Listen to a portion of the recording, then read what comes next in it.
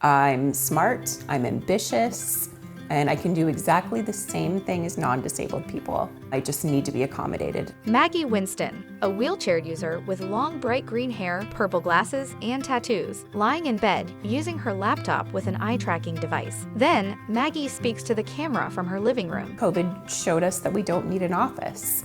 We don't need to be physically in an office to be able to do work and to be able to do it well. Close-up of Maggie typing with an on-screen keyboard using her head. My name is Maggie, and I live in Kenai, Alaska. Sign for Kenai, Alaska. Kenai is written in big red letters with the city's emblem below it. Then, waves on the beach and photos of Maggie at her children's graduation and pride. I'm 38, almost 39, and I'm a mom, and I have a disability. Pretty significant one. Maggie's PCA pushes a large metal transferring device with loops attached to a frame into view and straps Maggie into it. I was working part-time when I learned about a full-time position with nearly double the pay. I applied for it. Maggie's PCA helps Maggie transfer into her wheelchair. The position was intended to be in office. That was a pretty big barrier. Thinking about working in an office 9 to 5, 5 days a week, it's very uncomfortable. So within my first interview, I said that I would require an accommodation. The position would need to be remote, and they said they would consider it. Maggie's PCA attaches a chin control so Maggie can drive her wheelchair. The whole process took almost a year, and I had given up on it several times. I finally got the job and was told by my boss that I might have been the first state employee to be hired completely for telework. Maggie working on her laptop as her PCA brings her a drink. So I started working remotely, completely from home. I'm starting to get in the groove of things, and then COVID hits. And the world completely shut down. No one could go to the office, and everyone was teleworking in one day. In one day. Leslie Jaming, staff attorney, Disability Law Center of Alaska. Prior to the pandemic, employers were quite rigid in how they viewed the workplace and the accommodations and reasonable requests that they would grant to employees. Maggie working from her bedroom at home. Leslie. It's ironic that people with disabilities have been asking for telework and flexible accommodations for a very long time. Suddenly the pandemic hits and now we're able to do so. A reasonable accommodation is not a special privilege. It allows a person with a disability to successfully perform their work. And it's the law. Maggie. It's total the amount of steps that I had to go through when they came up with a fix that worked for everybody right away.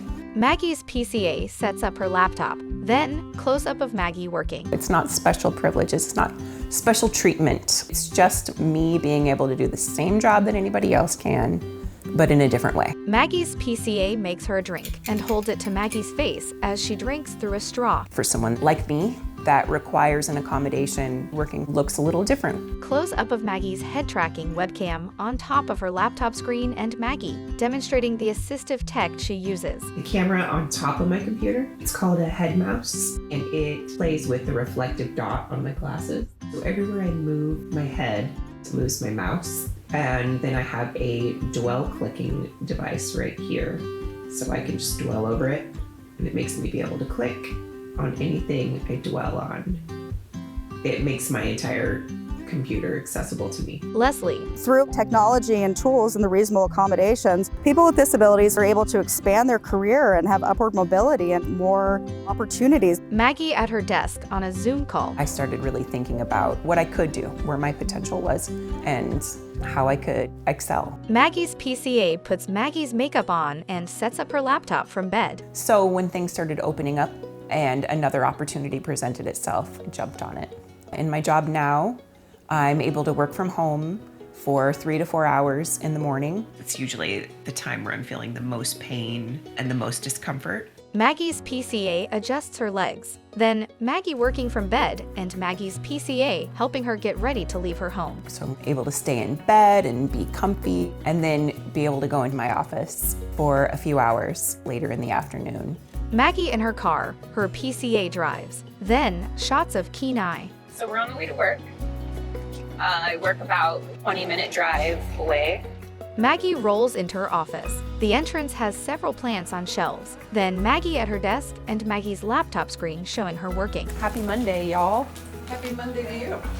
My employer is incredibly understanding and knows that this is what I need, isn't like a micromanager, and trusts me to make decisions, do my schedule, and do it well. Maggie leaves work at the end of her day and gets in her car by a ramp folding out from the back seat. See you guys tomorrow. COVID has shown us that this is possible, taught us about job accommodations, that if you want someone like me to be able to work for you, then you have to accommodate them. Maggie's PCA adjusts a blanket for her while she works from her home.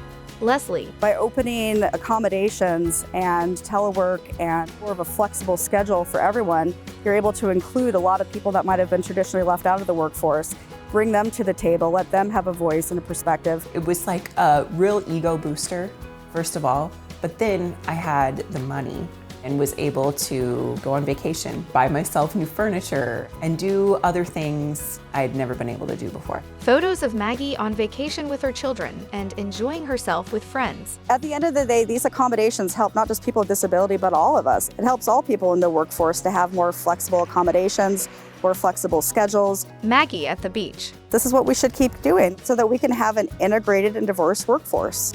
White text on a blue background that says, "Make work better for everybody, covidimpacts.us. Logos for Disability Rights Florida, Disability Law Center of Alaska, Arizona Center for Disability Law, and Block by Block Creative.